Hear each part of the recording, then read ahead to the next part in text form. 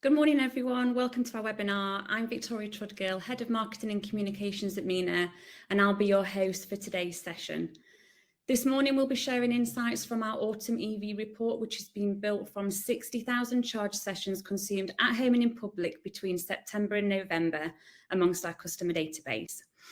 Before we get stuck in though, if you have any questions for our panelists, please submit them via the chat function. We'll do our best to answer as many questions as we can as we go throughout the session. Okay, you'll be pleased to know it's not just me today. We have a brilliant panel ready to join us. If I can just ask all the panel to join the stage. As we wait for everyone to come through, I just wanted to mention we should have had Adrian from InstaVault with us here this morning, but as things go sometimes, sadly, he couldn't make it. But instead, we have InstaVault CFO Chris Bott with us. So thank you, Chris, for stepping in. I'll hand over to you to kick us off and introduce yourself first, Chris. Hello, everyone. First of all, can everyone hear me okay? Connection good? Yeah. Excellent. Right. Hi. So, yes, I'm Chris Bott. I'm the CFO of InstaVault. In case you didn't know, InstaVault is the UK's largest publicly available rapid charging network. And we've been working with Ash and the team at MENA for a couple of years now. So really pleased to be involved in this webinar. Thanks, Chris. Kieran, I'll hand over to you next. Hi there, I'm Kieran Stopforth, Origination Manager on the Flexibility team at Octopus. So we're working with new smart tariff offerings and bringing them to customers and trying to kind of reduce the cost of EV charging. Thanks, Kieran. Good to have you with us. Hi, I'm Matt. I'm Principal Product Manager at MENA. I work directly with the software teams that build the platform to support all the drivers that we have with MENA. And I've worked directly on the analysis behind the scenes for this report and the summer report. So looking forward to talking about that in more depth today.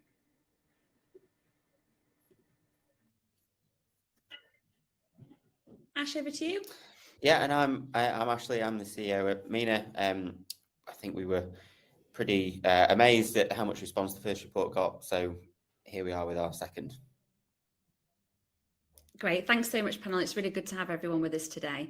So our EV report focuses on the cost of home and public charging, as well as actual pence per mile costs broken down by vans and cars.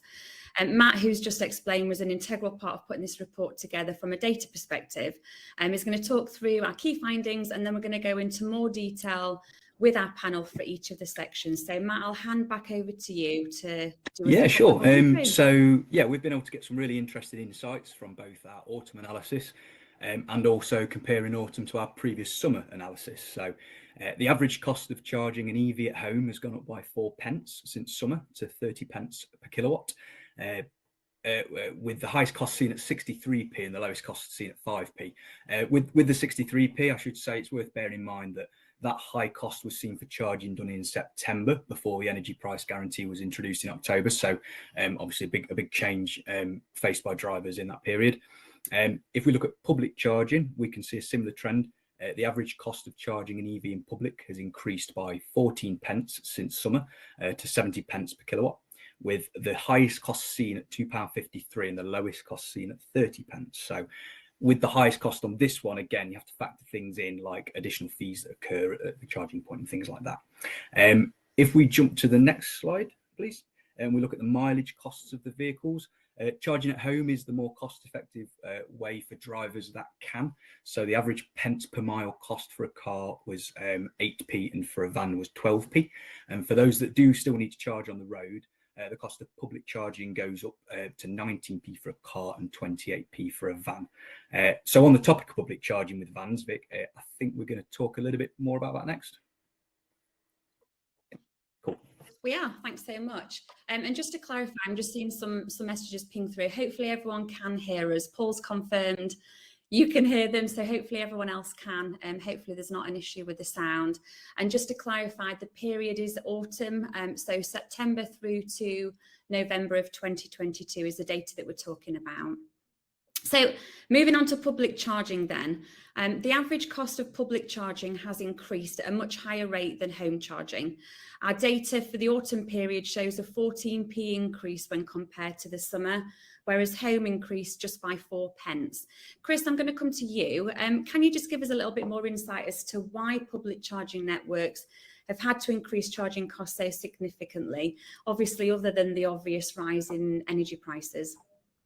Yeah, sure, thanks. So as we just alluded to earlier, there's a few differences between how energy maybe works at home and how it works on a rapid charging network. So the first piece being that home charging is always capped to a certain extent, depending on what tariff you're on.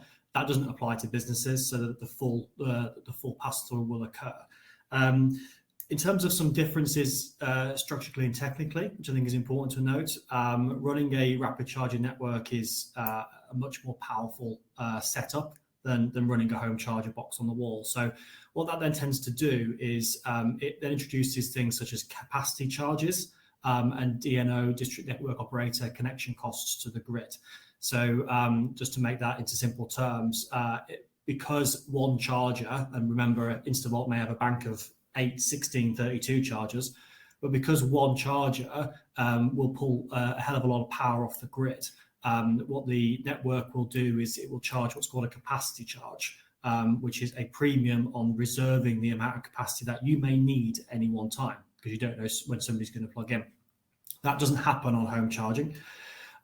You also have what's called transaction fee costs in terms of the use of a credit card or a debit card, which doesn't happen on your home bill when you're probably paying free direct debit.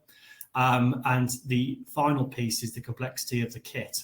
So you can, if anybody's been to our chargers, you'll see they're in pristine condition, great locations, and our ability to keep that reliability high is basically a function of our network engineers and the operations that they go through as well.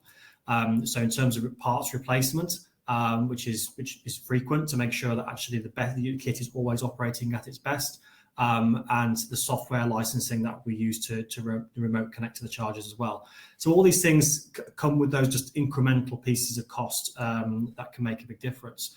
But I think, yeah, it's for us to be aware of. I think it's a good thing for us to always keep an eye on the differences between public and home charging. But we see them very much as a complement rather than a competition. And I think actually that's a key thing for EV drivers to think about is, we, as a public charging network, we expect people to charge at home and to take advantage of lower rates. And we offer that great service when you need convenience, you need a faster charge, and you need some great amenities as well. So from that point of view, I think it's not an apples and apples comparison, but it's certainly a good complement. Oh, that's a great overview. Thanks so much, Chris. And so many factors to take into consideration there with the cost. And our report showed, interestingly, the time vans are spending charging in public has increased by an average of 10 minutes. The most popular times to charge are between 7 and 9 a.m. and then again from 11 till 1 p.m, tailing off significantly from 4 p.m. onwards. With this information in front of us, how do you think, Ash, it will support businesses when it comes to understanding drivers' charging behaviour in public? Yeah, so I think it's worth also bearing in mind that the data that we're reporting on here, especially around public charging, the vast majority of these people have the ability to charge at home as well as in public. And the fact that people are sat there for an hour on average charging suggests that they're probably trying to charge to 100%. And there's definitely an educational piece here that's perhaps needed amongst all drivers of electric vehicles to say, well, if you have the ability to charge at home, public is there to maybe do those extra miles to get you home. You don't necessarily need to be filling up to 100% in public. But also, if we look at the times that Vic mentioned, so most popular times being between 7 a.m. and 9 a.m, 11 and 1, it's clear that people are charging before work and at lunchtime.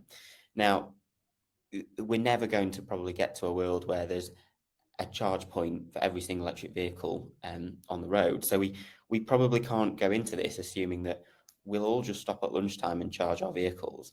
Like we need to think about, especially operational fleets, when is the optimum time for them to charge, and how are we going to manage the public network to the best possible effect. And you know, what the other thing that this 57 minutes doesn't take into account is, did they turn up? Is this the first charger they stopped at?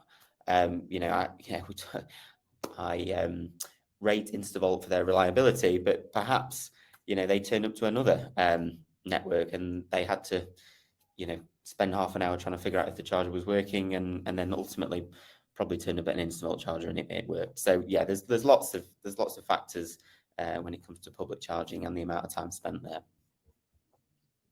And I think that's a good leading question to my next point. You know, there's a huge amount of pressure on public networks to create a better, faster charging infrastructure to support drivers who do need to charge when out and about.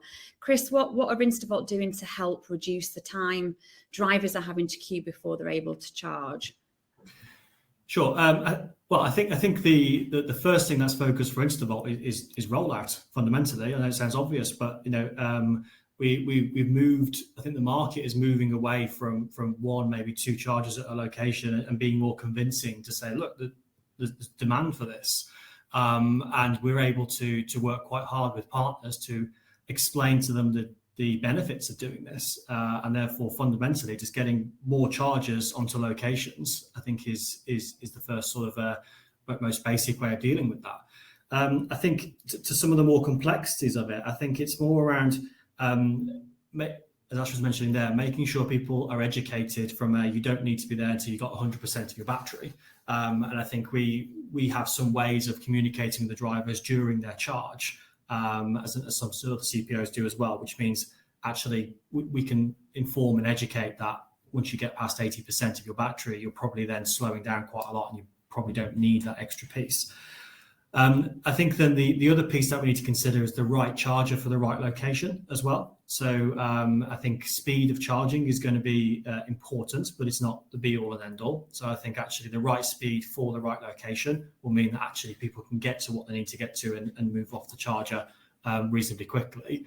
And ultimately it's that balance between the number of chargers you've got on the site and their speed ratings that hopefully serves the demand in the local area. But we're certainly in a really great place where we can see that the demand is always coming forward and always increasing, and the challenge for the CPOs is to make sure we keep up with that. And I think we're well positioned in which to do that. That's great, Chris. Thank you. There's a couple of questions that have come through that we can perhaps take some time now to answer. One from Scott: have pre-booked time slots at public chargers been considered to assist with journey time planning? If anyone wants to take this, perhaps Chris. Yeah, sure, Scott. I think yes, it's under consideration. What we needed to try and do is understand how did that impact on ease of use. So I think with a lot of these different solutions we've all thought of as we go through, I think for the person using it, I think it's great because they book their slot and they want to go there and they're nice and organised. Potentially the general public might not want to be that organised, and they might just want to be able to rock up at a charger and say, oh, I need to charge. And if all those chargers are empty, awaiting somebody to arrive, then it can complicate the process. So I think it's good that we've got considerations for how we can maybe do that, but I think we need a lot more testing in terms of how these things would actually work with the convenience and the ease of use. From Instavolt's side, that is one of our key USPs really, is that we're really, really easy to use. You don't need to be much of an expert to do it. So I think our tap and go charge card sort of mentality is good, and additional complication to that might wean us away from that. Yeah, sometimes it can bring a little bit more complexity. There's a comment here from Richard: what happens if someone's late to a booked slot? There's all of those types of things to bring in, isn't there? Okay then, so we'll move on to the advisory electricity rate now. So to recap, the advisory electricity rate increased from its previous rate of 5 pence per mile to 8 pence per mile in December. The rise was welcome, but the flat rate remains unfit for purpose. It's really important to clarify here that the pence per mile rate for the autumn period was 5p. However, to bring it to today's current position, we've compared all of our findings to the new rate of 8 pence per mile. So we're doing the AER quite a bit of justice here. The MENA has 811 different tariffs on our system for drivers using MENA Home Charge, and the rates vary from as low as 5 pence per kilowatt hour to 63p, which is a huge variance. Matt, can you just explain why this plays a huge factor in the AER? Yeah. So, I mean, we track so many different tariffs because of the number of variations that can be found in the market and the way they can vary. So, for example, a tariff can have a single flat rate per unit of energy, or it can have multiple rates depending on the time of day. The single rate or multiple rates may be fixed for certain periods, or could be variable and move with the market. The region that a particular person lives in will affect the price. So 2 people that are on the same tariff from the same supplier but live in 2 completely different regions can also have a completely different rate. And the way in which a person pays for their energy can also have an effect on their rate as well. So when you've got all those moving parts when trying to track the tariffs for the drivers, it just makes it impossible to land on a single figure that then is suitable for everybody and that will cover the driver's costs. So it's just the amount of variation just means a flat rate just won't work. Thanks, Matt. That's a great overview, and so many different variations there. 811 tariffs. That's just huge, and that's just for drivers on using MENA Home Charge. There's many more. So we tend to only hear of EV charging costs that cost more than the AER, but in some cases the costs are much lower. Our data showed 19% of charge sessions, when compared to the new 8 pence per mile figure, cost less than the AER. And interestingly, those at the lower end of that 19% were all drivers on an Octopus multi-rate tariff. This really demonstrates that those drivers were taking advantage of their lower off-peak rates available to them, which is great. Kieran, what are Octopus doing differently in terms of your offering to support EV drivers who will be charging their vehicles at home? Yeah, well, I'm pleased to hear. I'm pleased to hear that we were successfully giving people a lower tariff rate on the EV charging. I mean, I think basically we're able to do this through smart tariffs. So what we're starting to see more of is, if you have a smart meter in the home, we're able to know how much energy people use in every half-hour period through the day. And if you look behind at the cost of energy on the wholesale markets, that can often change quite a lot. So in the early evening, it tends to be more expensive. Overnight, it tends to be a lot cheaper. So one real area of focus for us on the EV front is how we can provide sort of closer access to lower cost charging times and provide that back to customers. So we do this in a couple of ways. Firstly, we've had smart tariffs like Agile and Go, which kind of follow this curve and offer explicitly different prices to people. But we recently launched our Intelligent Octopus proposition, which is a smart charging tariff where customers will tell us when they need the car charged by and how much charge they need. And then we optimize and find the lowest cost periods to charge, subject always making sure that we meet those user preferences. And that means that we're able to, for every single electric vehicle that's on this tariff, we do an optimization on a half-hourly basis every single night they're charging. That means that we can offer a charging rate of 10 pence per kilowatt hour, or roughly 2 pence per mile. And over the course of a year, compared to flat tariffs, that means that we can save customers about £760 on a kind of typical charging load. So we're really excited about this. I mean, one of our observations is that there are still a lot of customers who are on flat tariffs, and they're having to charge according to very expensive peak rates, as you kind of mentioned on the previous slide. So but I think the numbers speak for themselves, and we're really trying to encourage more and more people to take advantage of these lower cost intelligent tariffs. That's great. So much savings to be had. That's staggering, isn't it? It's over £700 saved, which is brilliant. So looking at the charge sessions costing more than the AER, a much higher percentage, 80%, cost more than the new 8 pence per mile figure. Now, had these drivers been reimbursed through the advisory electricity rate, they would have been shortchanged. And for the 19% that cost less than, the business would have been out of pocket. It would have only been fair for less than 1% of charge sessions, which is a staggeringly low figure. Ash, what's your advice for businesses who are trying to figure out this really complex part of the transition to EV?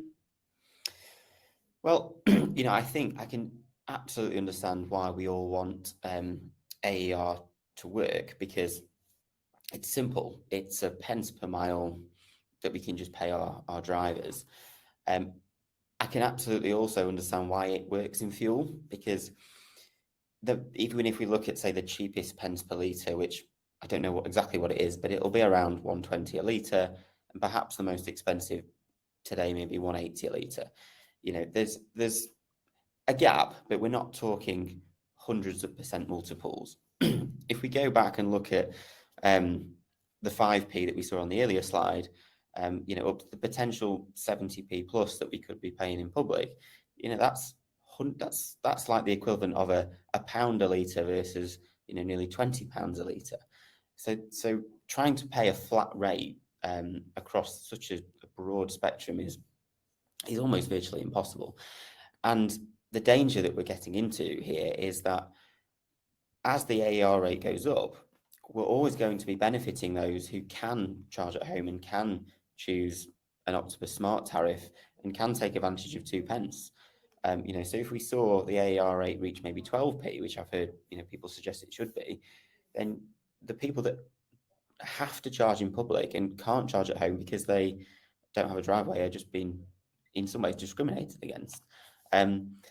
And this is anecdotal evidence, but this is driving some odd behaviour. I was at a roundtable event just before Christmas, and there was a lady there who had an EV but had chosen to drive a diesel to this event because she said that if she had an EV and claimed the AER rate, she would have been out of pocket.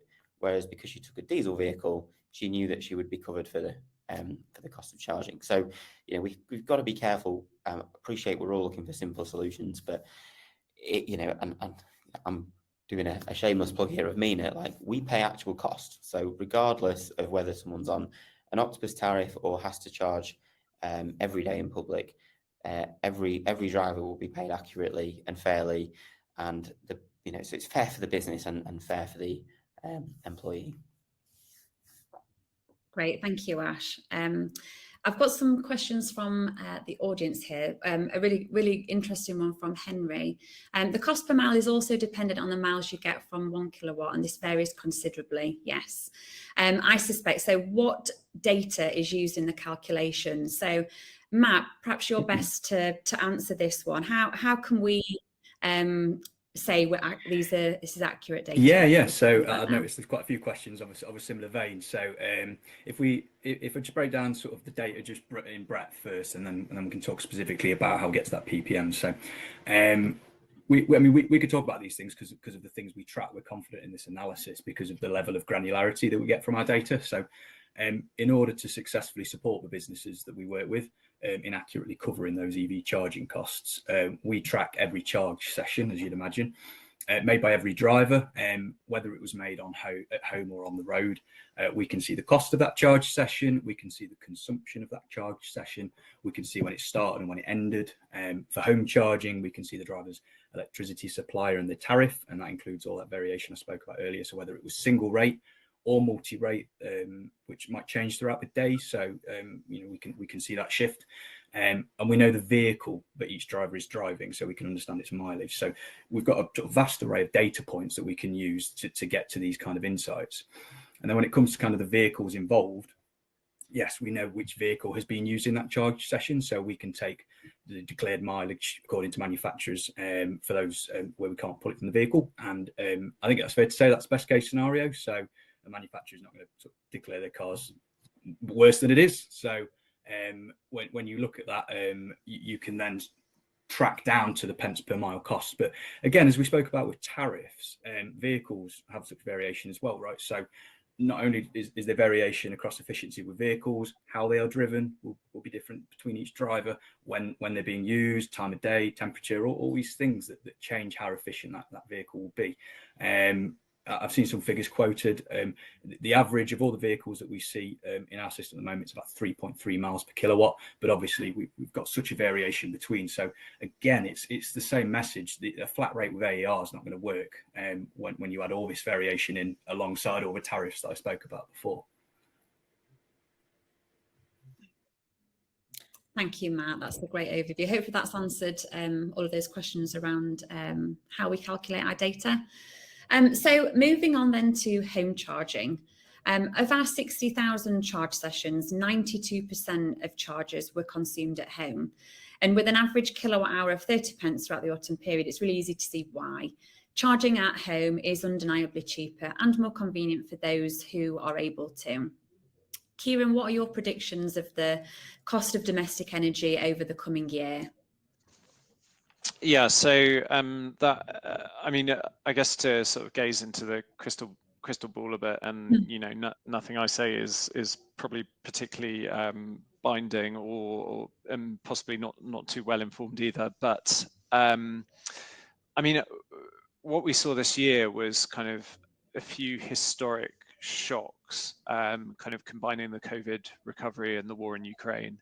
That had a bunch of knock-on effects, including the effect on gas prices, you know, kind of, which meant that electricity prices were a lot higher. You know, this sort of rebounded across Europe. You had some issues with like the French nuclear power stations not generating as much as planned. So there really was a kind of perfect storm of inflationary factors in electricity pricing. In some ways, we're starting to see a number of those factors easing off. So Europe, especially, starting to get a grip on gas prices, which is going to which has already started bringing prices down. So I think, you know, and we're probably a bit better equipped to deal with some of the ongoing effects on some of those drivers as well. So looking ahead, it appears likely that prices will start to fall back slightly over the coming year.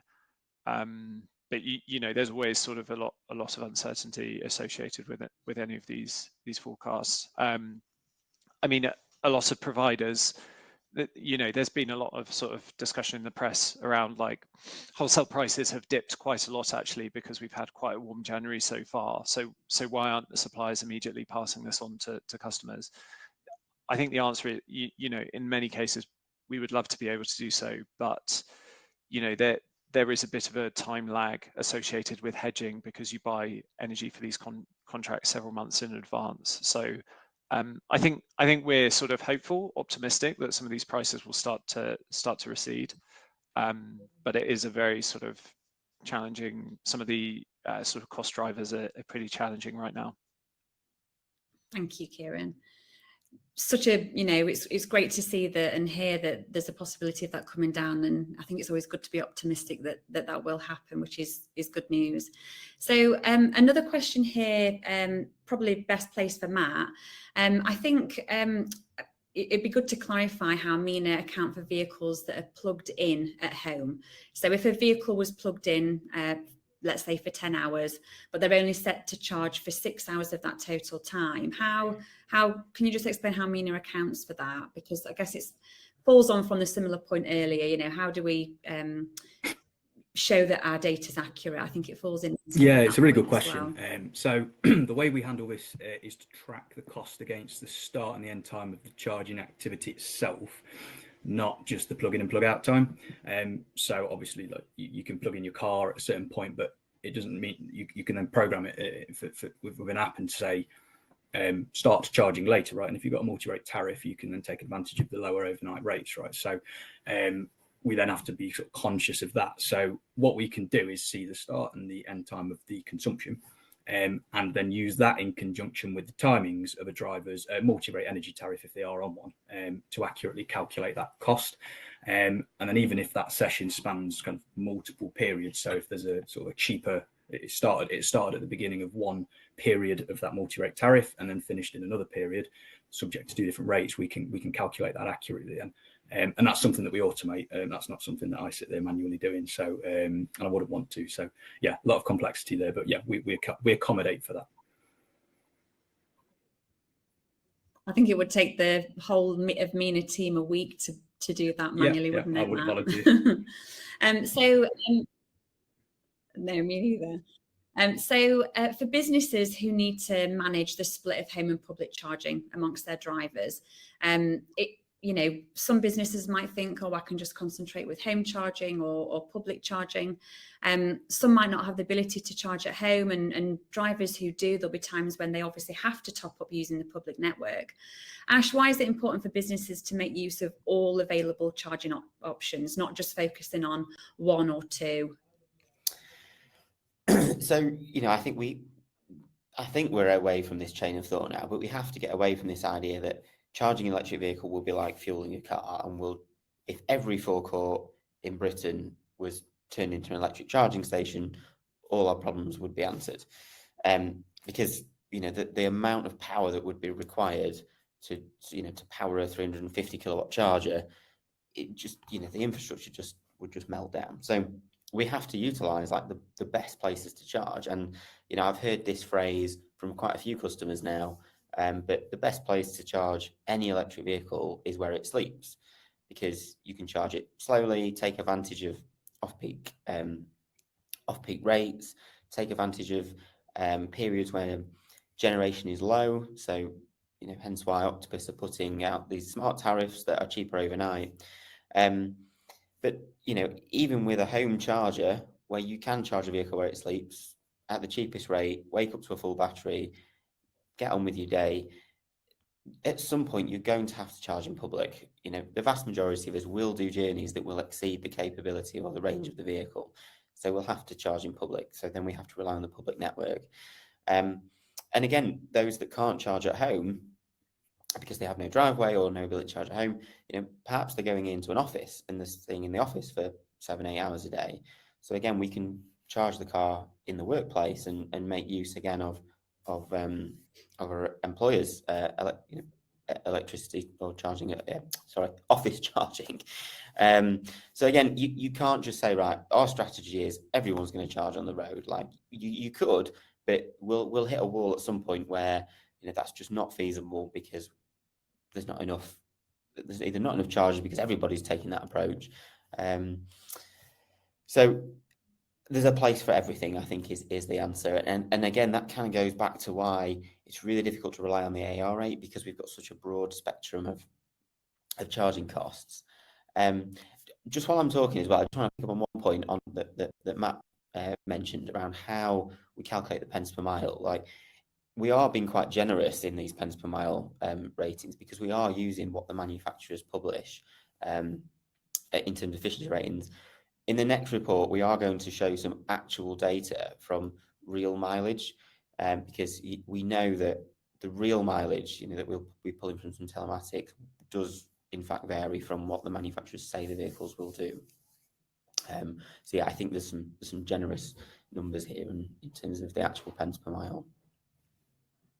Great, thanks, Ash. And for any businesses who want to paint a clear picture on estimates as to how much their charging costs would be depending on if the fleet was charging at home or in public, we've got a great tool on our website, our energy cost calculator, which helps paint that clear picture. So by all means, go on and have a look at that. It will give you a summary as to expected costs based off our findings from this report. So we've got time for some questions now. I can see loads pinging through, so I'm going to do my best to answer, to go through as many questions as we can. A great question here from Andrew.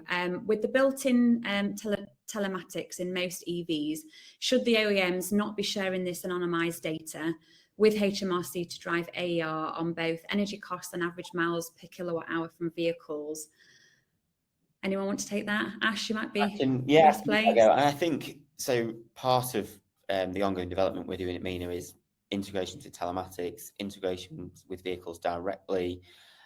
I think there's vehicle manufacturers or OEMs themselves have got all this data, and they're at the moment unsure what to do with it, how to share it, how to give people access, who to share it with, should they charge, should they not charge. You know, there's an ongoing debate of whose data even is it, and appreciate anonymized, you know, in theory should be able to share with anyone. But yes, there's so much data out there that could drive better decisions from HMRC, better decisions for fleets. But quite often it's just surfacing that data to the right people and giving them the right insights. And OEMs are probably the hardest, or vehicle OEMs are probably the hardest in terms of, you know, willingness to share, or maybe not willingness, but just understanding their strategy behind it. And I think as well, you know, the AFP, the BVRLA, and reports such as what we have here will all help to that fact as well, won't they? Absolutely. Okay. Oh, sorry. Sorry, carry on. Sorry, Ash. Sorry. We've heard about expected rises or decreases in home energy from Kieran. Chris, do you expect public charging costs might reduce as well, or, you know, level over the coming year? What are your thoughts on that? I think that we're open-minded. I think it's a case of us making sure that you know, we're competitive in the marketplace, and ultimately our focus has always been value for money for drivers. A big believer in that. So that doesn't necessarily mean that in that position you want to be the cheapest in the market, but you don't want to be the most expensive either. It's the best service, the best reliability, and the best facilities for people at that point in time. So I think look, who knows what the energy prices will be as we go through 2023, but we'll certainly keep our eyes on that piece. I think what may gain a little bit more traction in 2023 to help with some reduction maybe in public charging is the VAT rate. So I think I watched a couple of questions come in on that as well myself earlier. So just to clarify, home charging is at 5% VAT and public charging is at 20% VAT. So there's plenty of lobbying and professional approaches to HMRC at the moment to equalise that position. Now, equalisation might mean that it's both 20% on the bad side, but it could mean that it's both 5%. So Instavolt has always made a pledge that if HMRC would drop the VAT rate to 5%, we would immediately pass that on. So I think whilst wholesale prices may go up and down as we go through this next year, I think the VAT rate is a really solid way of people getting behind how we can reduce costs of public charging. Yeah, that would be great if that could actually happen. That'd be fab. Another question here, Kieran, Ash, you might be best placed to answer this one. Will my employees' direct debits increase if they start charging their EVs at home, even if MENA's paying energy suppliers for the electricity used? Yeah, really good question, actually. So in terms of what the energy suppliers take into account, every energy supplier is different. It depends on the billing systems as to how that direct debit is calculated. So, you know, some billing systems would only factor in actual consumption. What we're doing now is working very closely with some suppliers to provide some of them with not just historic but forward-looking cost or payment schedules. So we say, look, this driver on average is charging you know, £100 of electricity, just for example, is going into this vehicle every month. They do a direct debit review, they look at consumption, they look at the payments that we're making on the account, and all that is factored in. Not every supplier takes that into account, but the ones that don't, we're either talking to, but drivers themselves can also speak to their suppliers. So a supplier won't just put your direct debit up and today, you know, they have to give at least 30 days notice. If your direct debit comes in and you think, oh, this is a bit higher than expected, we can provide that driver with the data that they can then share with the energy supplier to say, hey, looks like you've not taken into account the money that I'm receiving from MENA. Please, can you factor that into the payment? So I think, yeah, that's in summary, they they have to take into account all available